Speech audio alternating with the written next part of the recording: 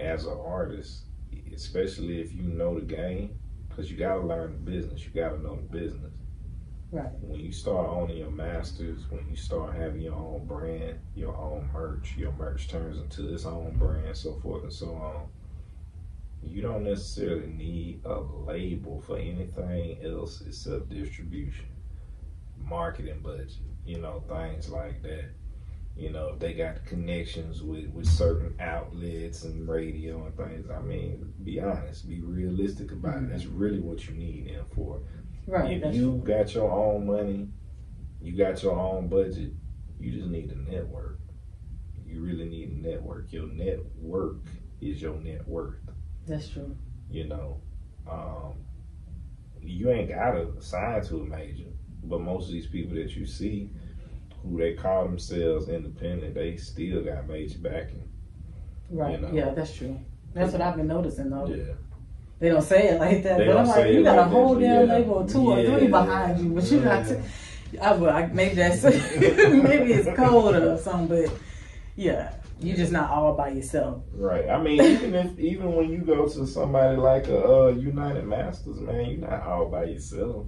I've seen that ad on Instagram. United Masters. Yeah, Steve Style. Yeah, it's a few. I don't know if it was NLE Chopper. I be messing up some of their names, so forgive me. But some of them guys that came up, they were advocating for it. I knew nothing about it. Mm-hmm. They distribute or what? Or is it a label? Okay.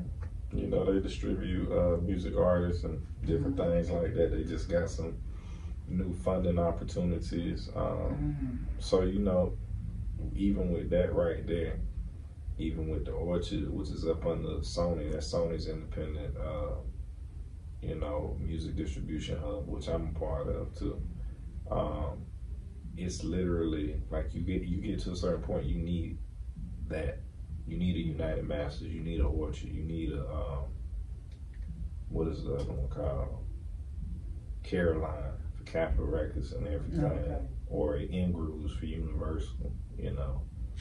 I forget what's the one called for Warner, but you need that once you get to a certain point, because Billboard ain't gonna necessarily chart your music or pick up and track all your stuff and squid if you getting distributed through a DistroKid or a TuneCore versus you actually getting distributed through one of the majors independent distributors. So there are pros and cons to it. I'm hearing that. It's like, see, because TuneCore is only getting you so far. So now it's really levels to this shit. Yeah. So now I gotta tell my people, because they're gonna watch it, I gotta make sure I put this part on there, because a lot of us is being distributed through TuneCore. Well, CD Baby, I'm not even about to play with them. I'm not gonna say anything, but yeah. So United Masters and the ones that you mentioned are ones that they need to sought after, because that can take you. No one knows how to chart. A lot of indie artists don't even know what to chart means. Yeah, man. So that's crazy. Yeah. So I mean, even with charting, it's a bunch of data, and it's about registering the music properly. But most of the time, the music ain't being registered properly. And if you just put it out through, like I was saying, like with the DistroKids and the TuneCore, it's not registered properly. You still got to go back and take other steps yourself as an artist. And if you don't know those steps, your stuff not being reported properly. And that's why so many artists lose so much money. Even when they get their song spin on radio, they might be on out here for Houston 97.9 or 93.7. They're not making no money off of that. Even when they get on online radio stations out here, they're not making no money off of that. Because their stuff isn't registered properly. Then they wonder why they don't see royalties and stuff coming in. Right. Who you got registering stuff,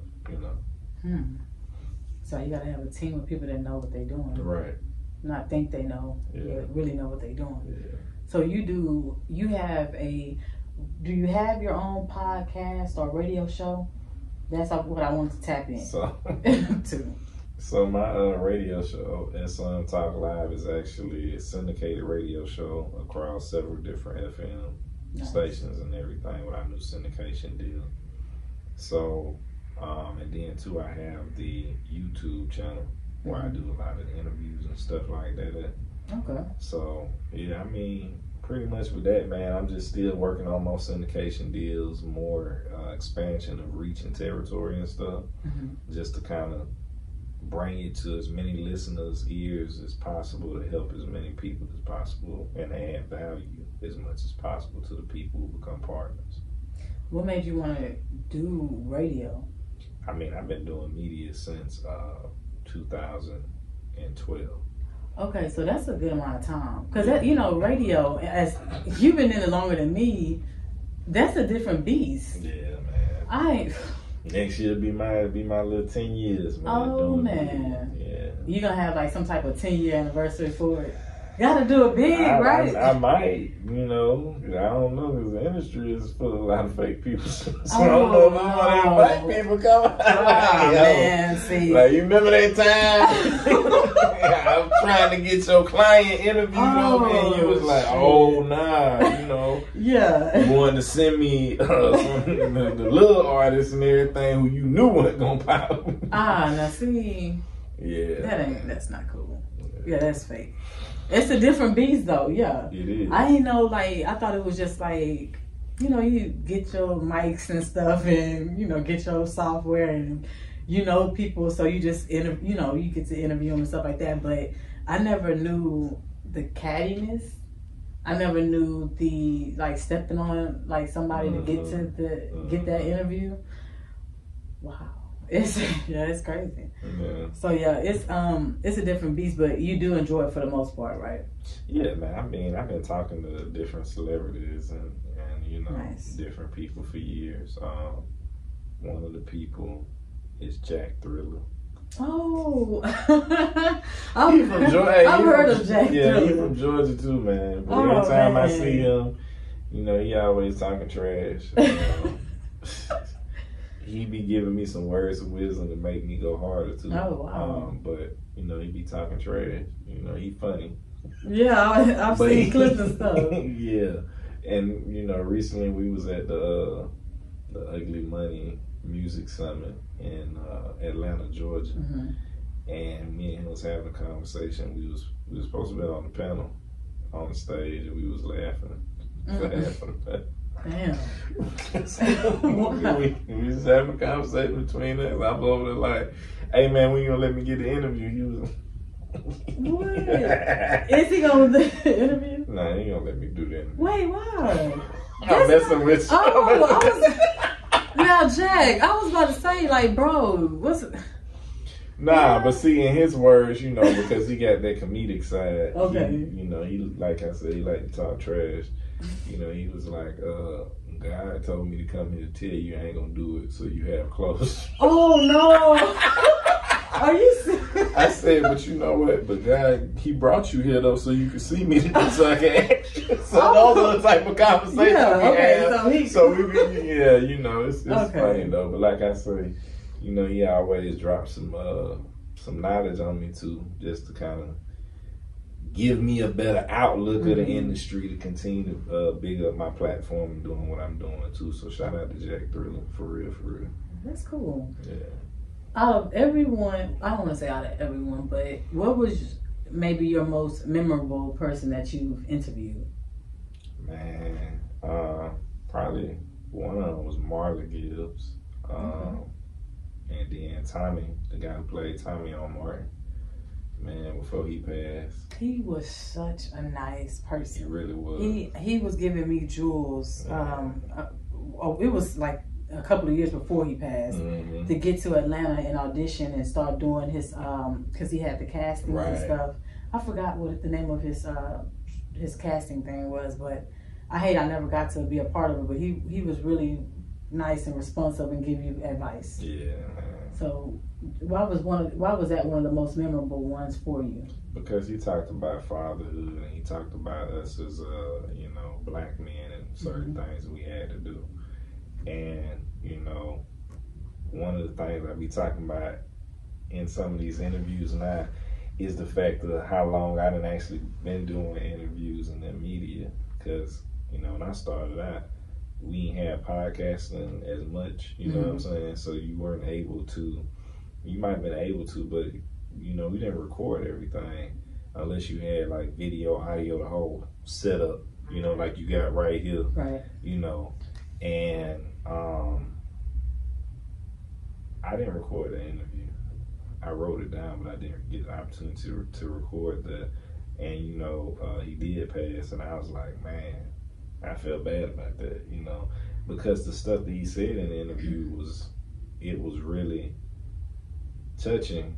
Because see, at the time when I did the interview with him, it was a little bit, like either a little bit after Trayvon Martin had got killed, or yeah. So we had a real deep conversation, you know, before he passed away. But yeah, that was one of the top interviews and everything.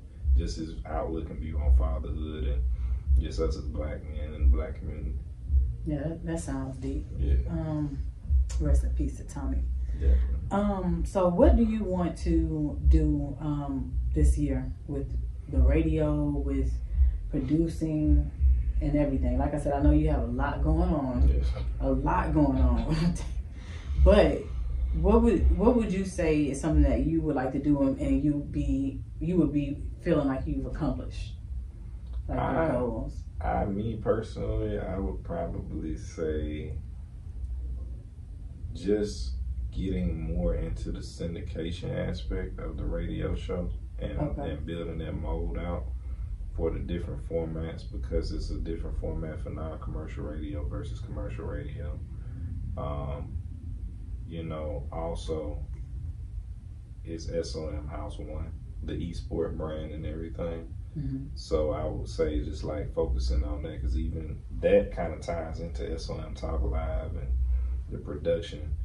As far as producing, man, I'm producing some stuff right now. I got a lot of records and stuff. I just got a couple placements. Shout out to City Gear. Got a couple placements and stuff. So that's dope. That's dope. Yeah, I'm definitely working, definitely making a lot of stuff happen. On the production side. So it's really this year is most of like doing some stuff on that media side to kind of do more for the South, you know what I'm saying? For somebody from the South. Right. Because a lot of times we have people who come to the South, even to Houston, man, come to Atlanta. They don't even be from the South, man, but they be out here getting money, doing this, doing that, and become the dot connector in our cities, you know what I'm saying? And then it'd be like they trying to block us from they're not even from our cities. They ain't even from our cities, but they be trying to block us from certain opportunities, and I just be like, it's very interesting. So we gotta change that. And it ain't no disrespect to nobody, but I'm just saying for real, we in the South, we have to change that. You know what I'm saying? Because we gotta have each other's back when it comes to a lot of stuff. The same way that when you go to Cali, they got their backs on a lot of things, and you go to New York, they got each other's backs when you going up there and stuff too. So you know we gotta make some stuff happen and stop giving these opportunities to other people from out of town, when we got people right here locally in our areas that deserve those opportunities and that will help us to big ourselves up. So that's one of the biggest focuses